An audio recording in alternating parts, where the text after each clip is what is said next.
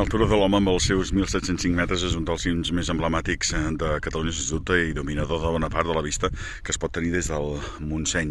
Al davant tenim, com no, el Matagalls, i una mica més a la dreta tindrem el cim de les Agudes, el nostre proper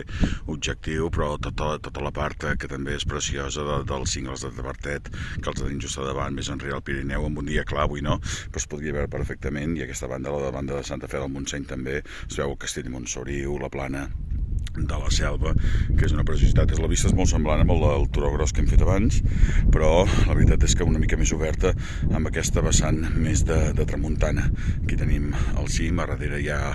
el refugi i el turó de ses Olles que l'hem fet abans, i aquí aquesta banda, doncs, tota la plana del Vallès, amb els pobles corresponents, i acabant, com hem dit abans, perquè la vista, com hem dit, és molt semblada amb el vídeo que hem fet des del turó de ses Olles, és Montserrat. Això és el Turó de l'Home, val la pena venir-hi a peu o en cotxe.